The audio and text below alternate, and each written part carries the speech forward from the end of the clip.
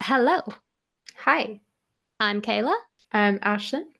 and today we are going to be talking about Ashton's short horror story, The Red Scarf, inspired by Taylor Swift's song All Too Well. The Ashton, 10-minute version. the 10-minute version. Yes, thank you. And did you want to tell everybody a little bit of what this is about? But wait, before you do, there will be spoilers in this interview. Okay, so if you want to watch the story first or listen to the story, whatever you want to call it, you can go to Ashton's page and listen to it, which I will link down below, and take it away. I'm very proud of her. That's why I gave her like the little thumbs up because we are very bad at remembering to actually do that at the beginning of this. Also, I should go ahead and add a disclaimer that this story, if you know the lyrics to All Too Well, I do not shy away from the themes in that for somebody who is older, kind of taking advantage of somebody who is younger. So, if that is something that you are uncomfortable with, I would suggest you not listening to this interview and skipping this story. So, with the red scarf, we all know the very iconic scarf that is mentioned in All Too Well.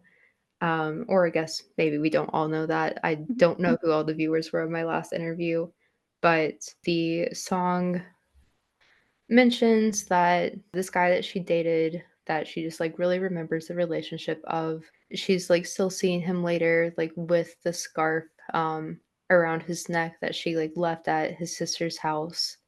And from that part of the song that I named the title. And this is going to be very awkward because Kayla and I know the story equally the same. Kind of, my bad. So this is about a girl who used to spend her summers at her grandparents in Kansas. And while she was there, she fell in love with a guy who was a little bit older than her. And she never really stopped thinking about him. Like, he was kind of like her first love.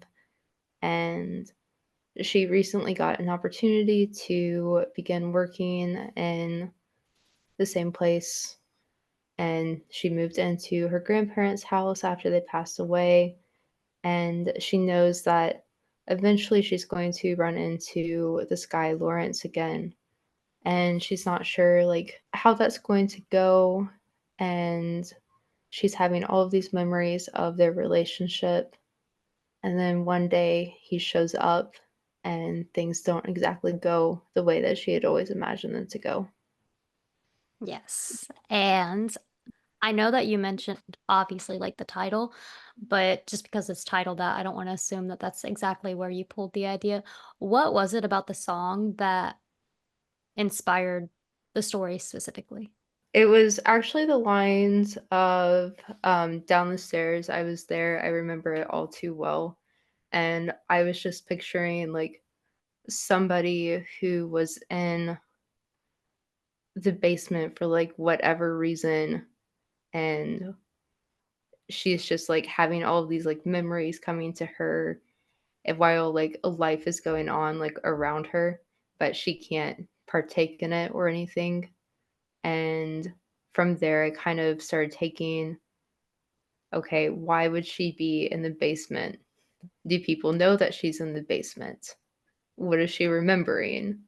And then kind of pulled from just the idea of the song to kind of form the narrative of just basically that kind of like unrequited love. Yeah.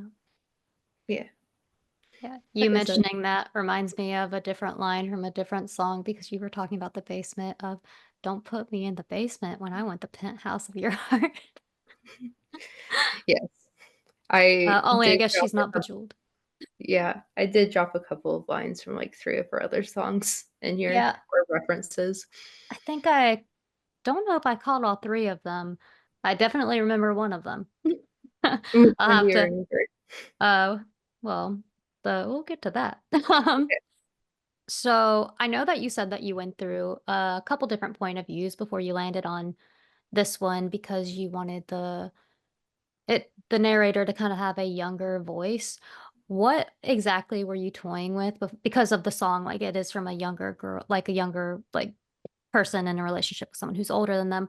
What what were the other voices that you were kind of toying with before you landed on this one? I think just initially I was trying to make her a little bit more mature at the beginning and kind of like showing how being around people from your past can kind of bring out a different character inside of you. Here, let me actually bring that up. So, like, initially it started off with rising autumnal winds tease the summer skies as I sit on the dock, lazily dipping my toes in the jewel-toned lake. 3 years had passed since I last spent the summer in Rose Hill, but in that time my soul never forgot the oath that it swore, that I would always return to the small town and claim it as my own, that the glimpses of serenity and hope that I had felt that once flickered in the flames of roaring bonfires at Horseshoe Lake would be my forever home.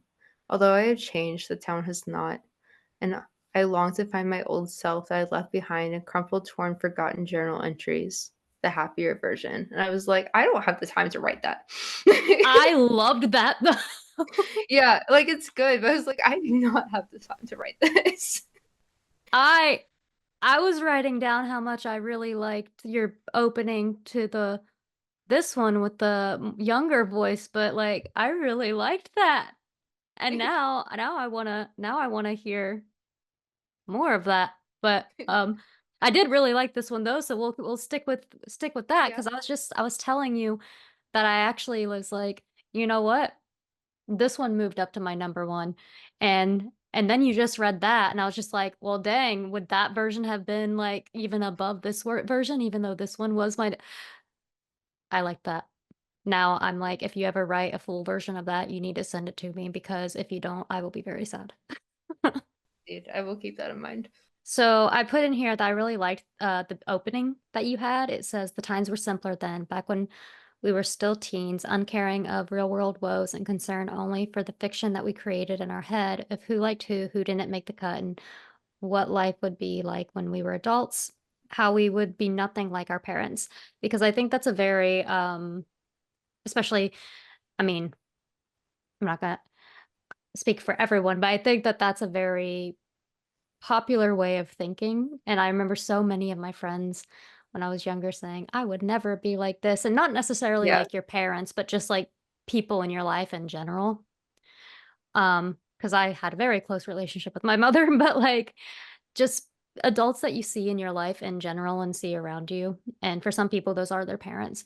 So I thought that that was a very realistic thing to throw in there. And I'm gonna ask before I go on too, did you spend time on the lake that you were talking about in here?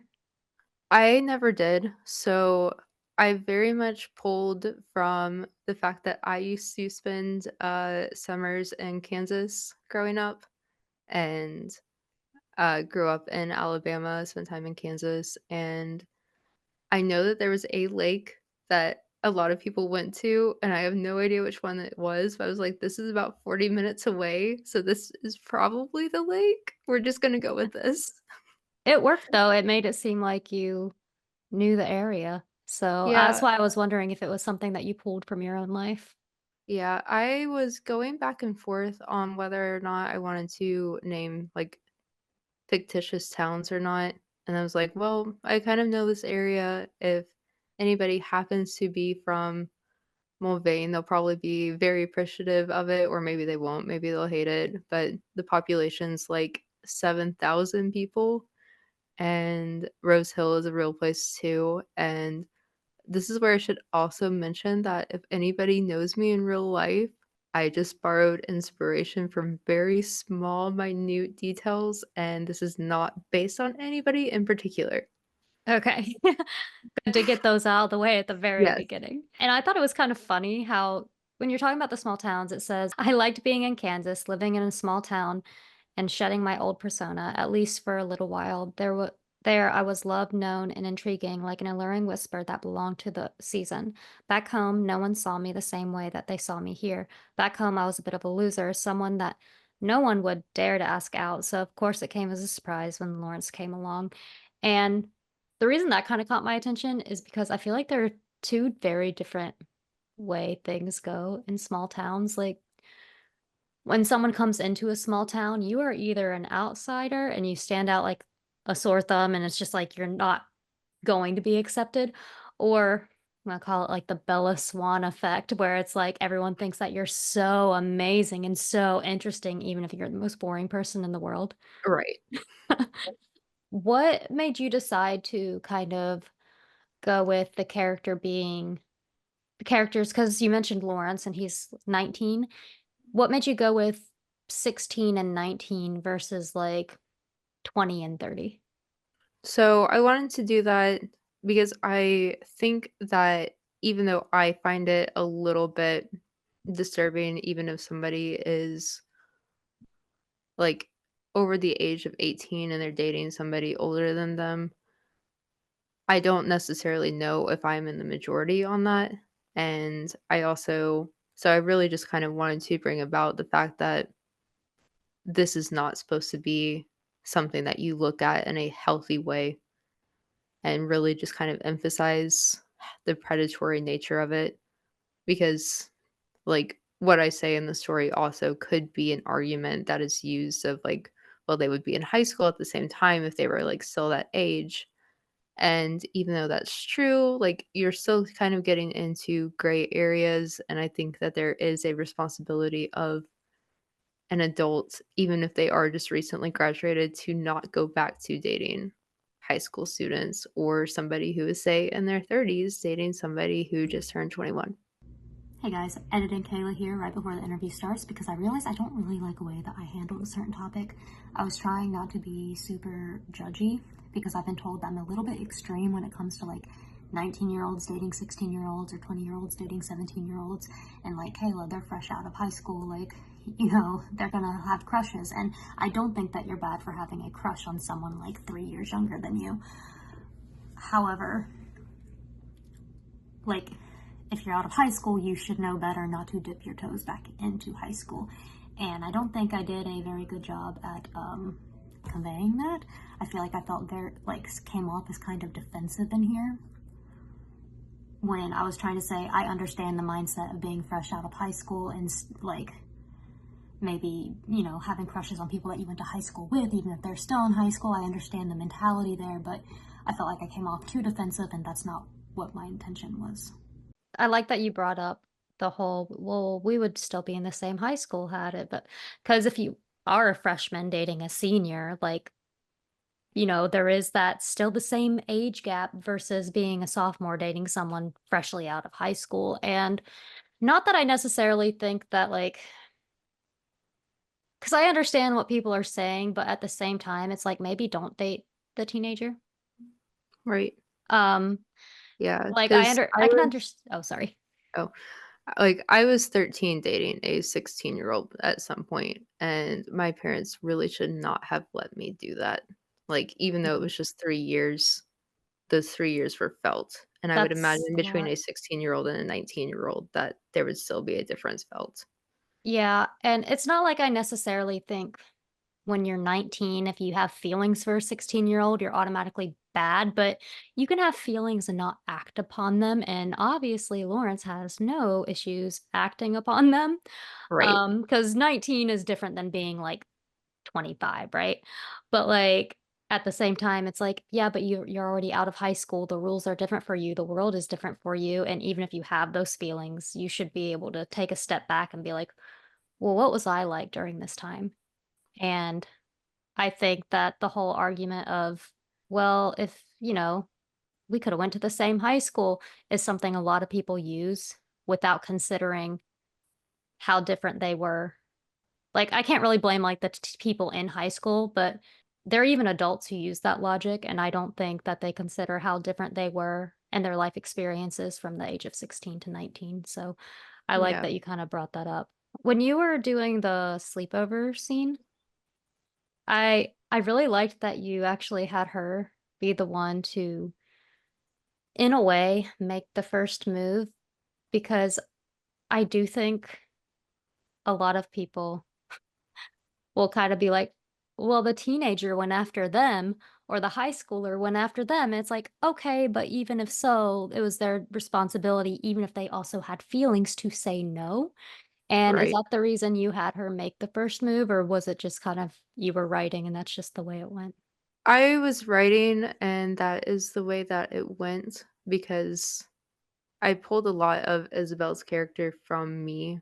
So I just remember doing sleepovers and like looking at like all the guys like Facebook pages, and I think there was like one time where I really was actually messaging somebody at like a very unexpected hour. And I was just like, oh my gosh, like they're actually messaging me at this time.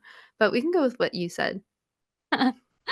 Um, when I was 15, I never even dated anyone, like, or kissed anyone, I should say. I dated one person, but not Like, really. You oh, held hands and yes. that was it.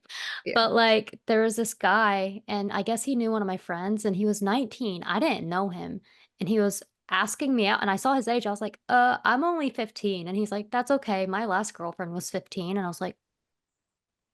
Yikes. I was like, okay, um, okay, no. Yeah. Because the time frame for this was like when we were in high school. And I know like I don't know if it's so bad. It probably still is. It might be even worse. But we had so many opportunities to interact with potential predators when we were growing up. Like we had the AIM chat rooms Yeah. that who knows how old the people were that we were actually talking to. I think, and like I know there was like this one like social media platform that never made it that was like my high school yearbook or something like that. And so Okay. many random people just, like, hopping on there and, like, just remembering being that age and being like, "Oh, wow, like, an older person is looking at me and talking to me." It's just like, I kind of wish that I would have had, like, red flag signs back then. Yeah. Also, the reason I like that you made him 19 is because I do feel like there's that gray area of it's actually not that much older, but at the same time, it's like, okay, but as I said, you should be able to be like, where I'm not going to knock at people who are like 2 or 3 years apart and one just happens not to be in high school having feelings for someone, but I am going to be like, but you don't act on those feelings though. You don't Right. you don't do that, and that's where I think the questionable part comes in when it's, like, that close in age at such a young age. And that's why I made sure to have the character, like, point out, like, her thoughts about it being, like, a pedophilia. Yeah, I was about to say you had your I forgot her name, but she was talking about how, like, older guys, when they don't want to, like, they don't really wanna date us, and, like, when they do, it's because they can't find anyone their own age. It's like, I mean, And I did pull from uh, somebody that knows experience who was 15 or 16 dating somebody who was in their like lower 20s, where they actually did pretend to do like that the other person was the other person's age. And mm, I was just like, I think that it's easy enough for 16, 19-year-olds to do that, but yeah. You're just just like wanted to really throw those like red flags of yeah.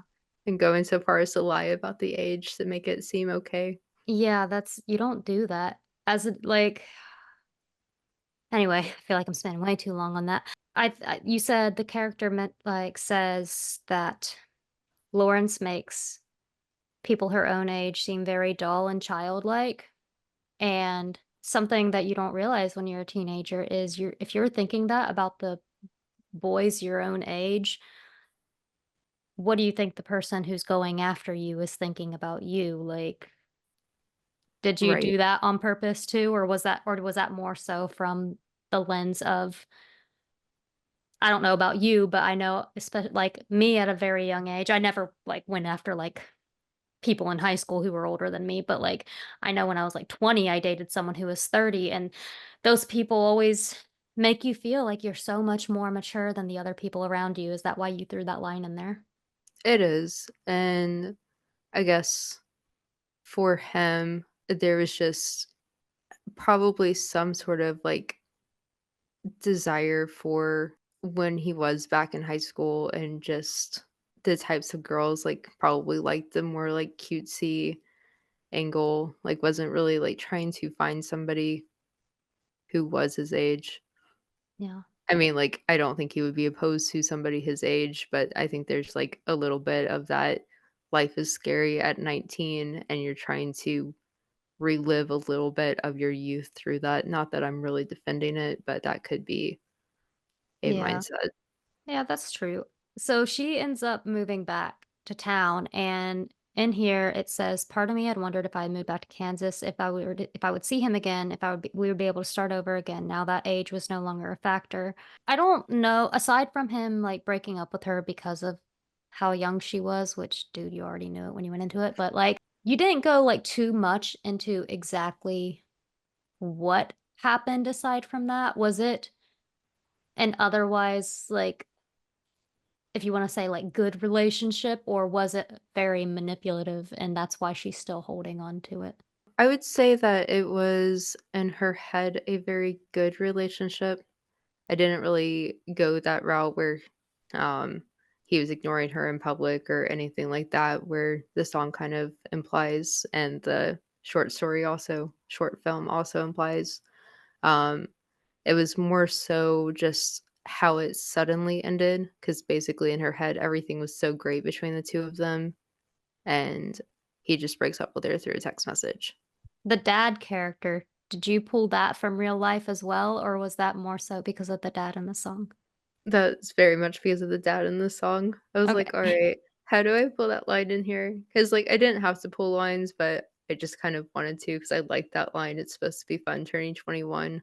Yeah. Because I know for me, I am just such a hopeless romantic that that could have very easily have been something that my dad said to me at some point, be like, "Stop worrying about this, like, guy at that and just enjoy your life for a little bit more, like, it's supposed to be fun, like, being your age."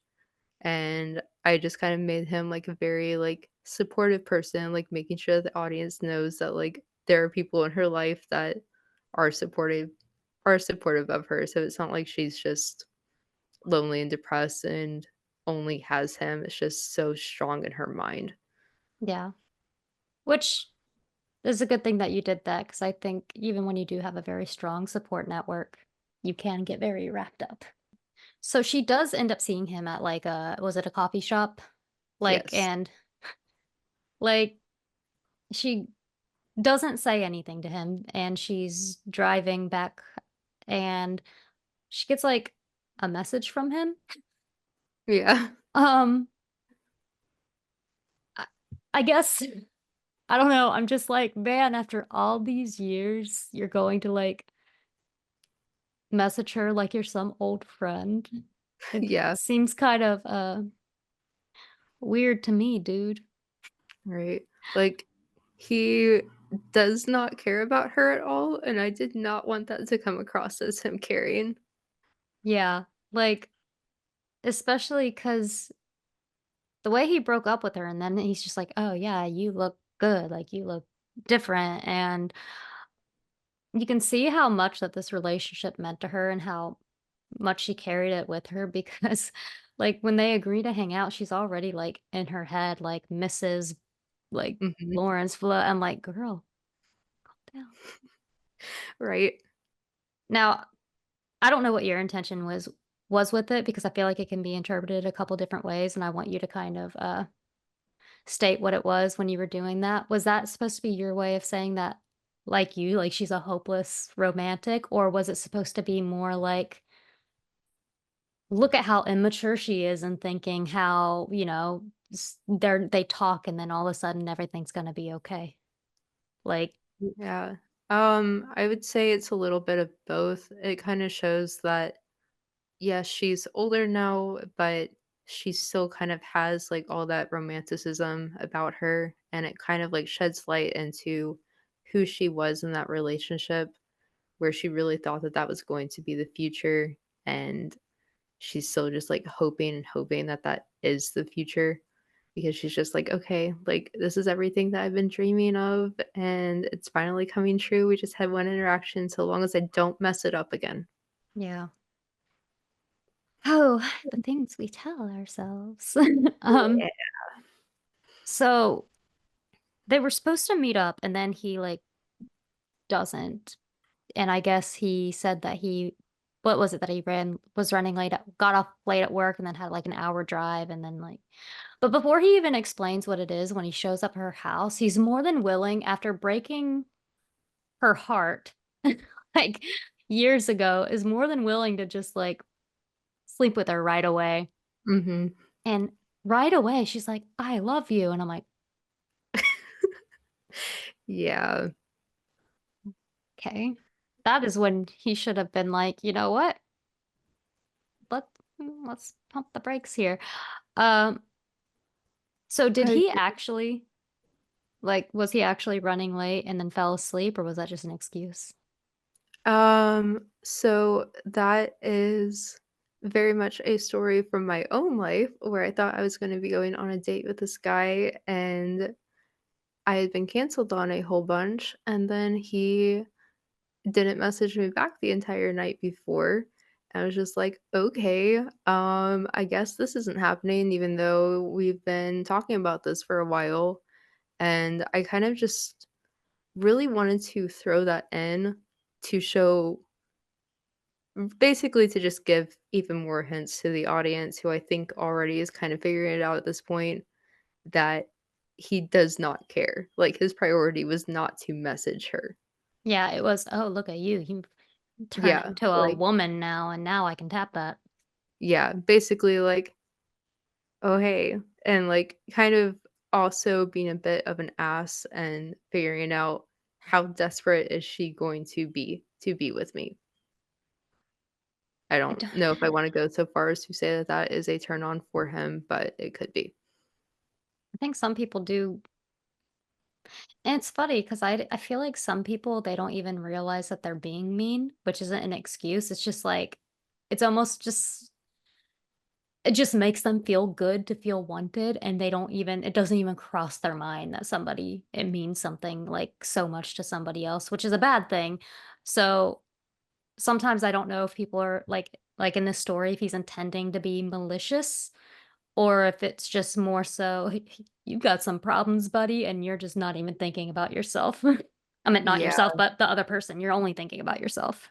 yeah, because I think in my head, him showing up there was basically he really only had one intention in mind, which was to sleep with her, and showing up gave him a better opportunity to be able to get what he wanted Yes, and which oh, sorry. oh, Go and, ahead. uh, make it harder for her to I don't wanna say harder to say no, but whatever a guy in that situation is thinking that we could possibly spin in a more positive light, Yeah. but as a woman, I'm just gonna say harder to say no, because that's how it comes across from the woman's point of view. Yeah, does. So this was probably even more so because I don't know what she is like now that she's an adult and well, what is she now? Like how many 21. years? 21? Okay, thank you. So I don't know what she's like now as like in her like early 20s, but you did mention that when they were dating that she wanted to save herself until marriage. So I can only did they have sex at that point when she was a teenager? No, and that's one of the thoughts that she's having that she's not, like, totally willing to have with herself, is that the reason why he broke up with her was because they didn't have sex.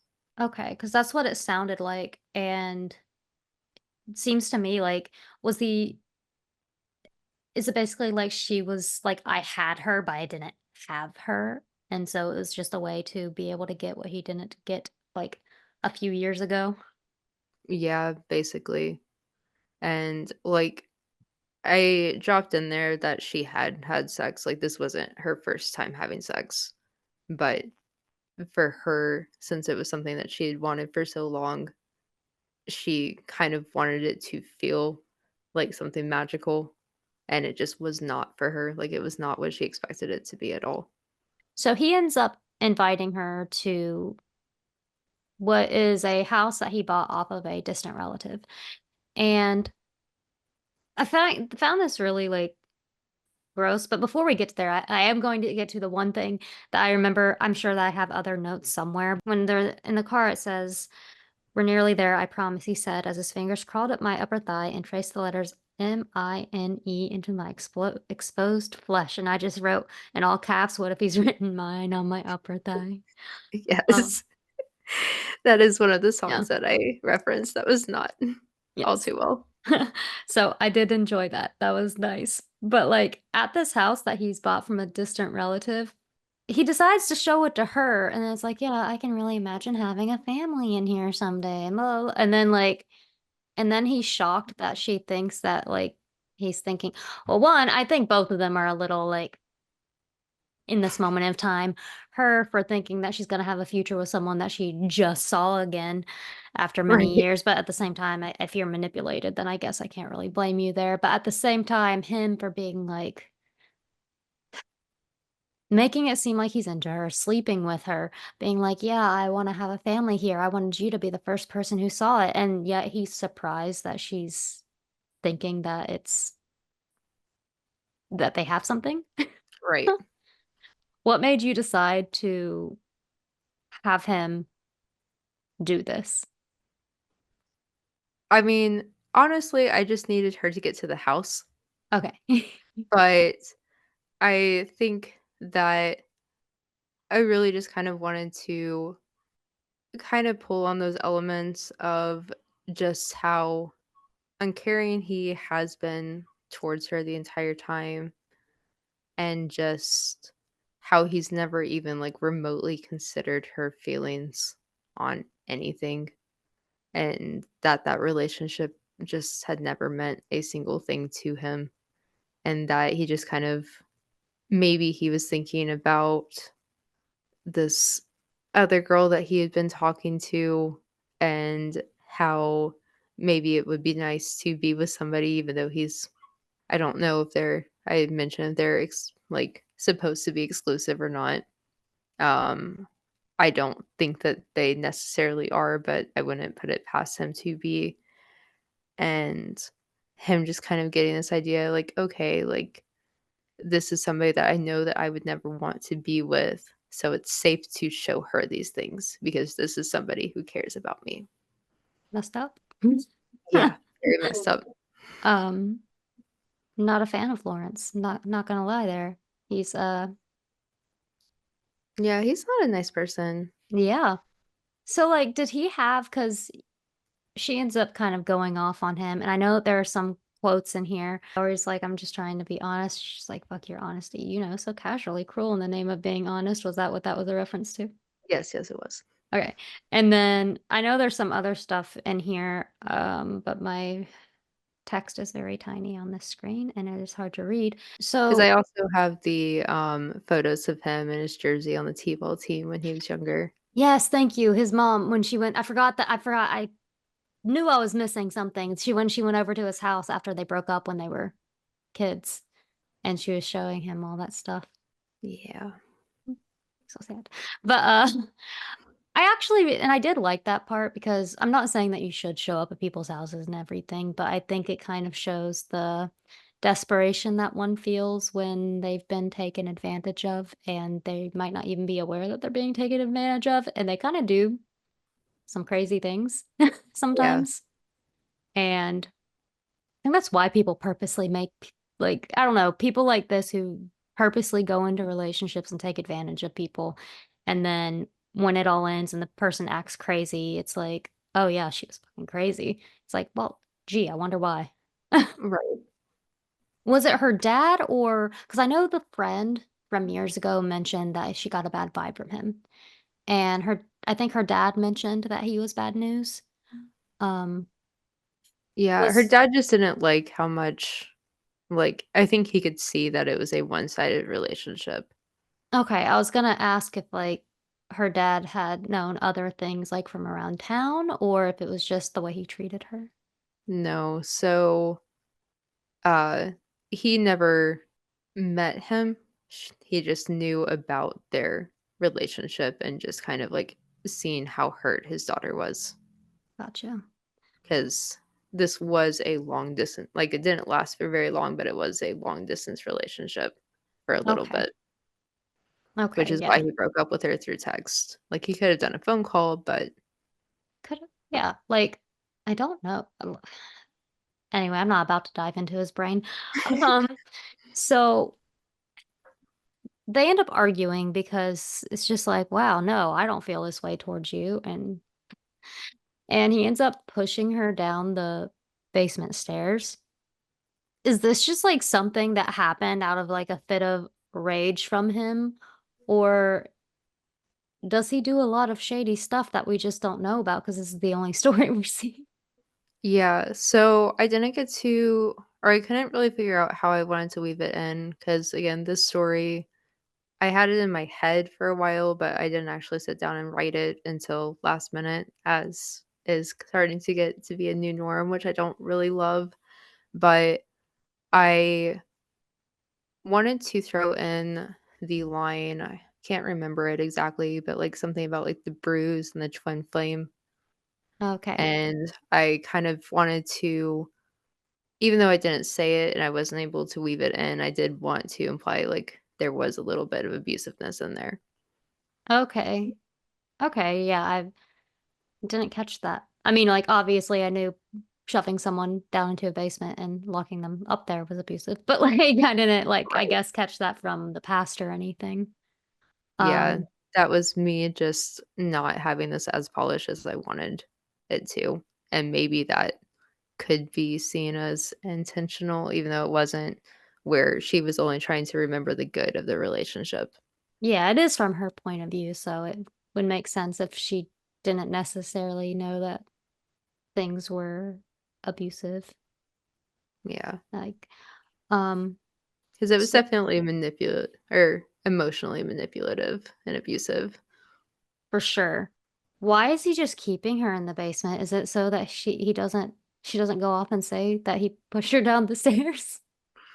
Kind of, yeah, like but at the same time, I really kind of it wasn't as polished as I wanted it to be, but obviously there was some, like, little bit of thought in his head, like, him kind of freaking out internally that this girl has shown up to my house before, like, made nice with my mom, and then all of a sudden, like, I just run into her in a place that neither of us, like, really should have been. She's moved back to this area, she's obviously, like, still into me, and just kind of might actually see her as a little bit of a stalker. Okay. Yeah. Which is kind of funny because it's not like she said anything to him and he was the one to text her first, which like she definitely did have some things that made me feel like maybe like maybe she was very like hard to break up with in terms of her not wanting to say goodbye and but at the same time like man, you did what you did like and then like it's kind of falls Right, under those lines. Not that I'm saying it's right, but it's like you do what you do and you make people crazy and then you blame them for being crazy. And not that I'm saying that people should go and like show up to their ex-boyfriends' homes and all that stuff.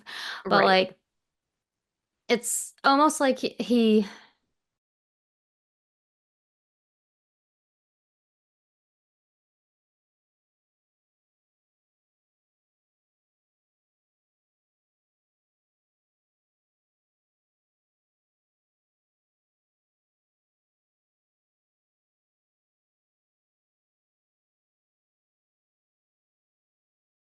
I don't know, because it's like he took pride in it almost, because it's like, okay, well, even if you thought that, you still went after her again. And then Yeah. I don't know, it's just his mind is weird. Yeah, I would say that he definitely has some, like, sociopathic tendencies. I wouldn't say that he is just normal human. I would say that he probably has some things messed up with how he thinks and how he views the world. And in turn, he kind of made her a little messed up too. Not that I'm saying she's not at fault at all for her actions or anything. Like obviously, I think a lot of us when especially I'm not saying like in every relationship, what when you've been in something so manipulative or so just bad, you do kind of go off your rocker sometimes. But Yeah. my thing is like, man, it's been so many years and you're still doing this. Right. Like, And I also like an alternate ending or idea for that is that it could be that he was kind of hoping that at some point he would just spend a lot of time up there and that he never really intended on anybody being there. And that was just kind of he pushed her down the stairs and she ended up getting way more injured than he had expected her to be. mhm, And he just kind of kept that scarf as the memento in a space that he never even thought that she would see. okay. Yeah. So wrap like tying it all in I'm just like grabbing everything with my hands. Um, so tying it all in together with the song, um, what is it that you are hoping that because I know sometimes people like it's easy to read something that's horror and just be like, oh yeah, it was just a horror story. And sometimes things are just, not that I'm saying slashers never have any meaning, but sometimes something is just like a slasher or something, and sometimes something's just to be a monster and there's really no depth to it. But obviously, you had this whole thing of, what being in a bad relationship can do to you, including so many years later. So, what is the main thing that you would hope when people are reading it that they would take away from it? I think really just we've touched on it a lot, which is just that whole that there's a reason why relationships end and to really kind of take a look at why they ended and kind of try to see it from a place like outside of your own emotions and before going back to something that may or may not have been good that other people are telling you about. And also, I know that with us doing Taylor Swift but Make It Horror, that and the influence that Taylor Swift has on people, I would hope that anybody who is younger who is looking at this would very much err on the side of caution with dating somebody older. And for anybody who has ever been in a situation like this to know that these feelings are normal. It doesn't make it okay what happened to you. It doesn't make what you did necessarily if you did something like weird afterwards okay, but that you're not alone because there are like just unfortunately a lot of statistics against women in situations exactly like this with uh men. Yeah. So just kind of a cautionary tale and a hey, you're not alone tale. Yeah. That was a really good answer. And I think that about wraps it up. Another side note, don't date the high schooler. Don't date the Indeed. high. With his So stupid old pickup truck. there we are. There it is. I was wondering I was like, I know I wrote something else down, but I couldn't find it because all of my notes were so small. I was like, I know I had something else in there. Thank you. I, Yeah. but yeah. But anyway, if you want to check out Ashton's story, which hopefully you already did, and you didn't just spoil the whole thing for yourself, and even still, you can still go check it out. It's going to be on her channel, which you can find in the description below. And I will also link, I have two playlists of Taylor Swift with Make a Horror, one with her stories, one with my stories. Those will be linked in the description below as well. And yeah, that just We will about, see you next month for yeah, Kayla's story on Who's Afraid of Little Old Me. mm, Yeah. Bye. bye.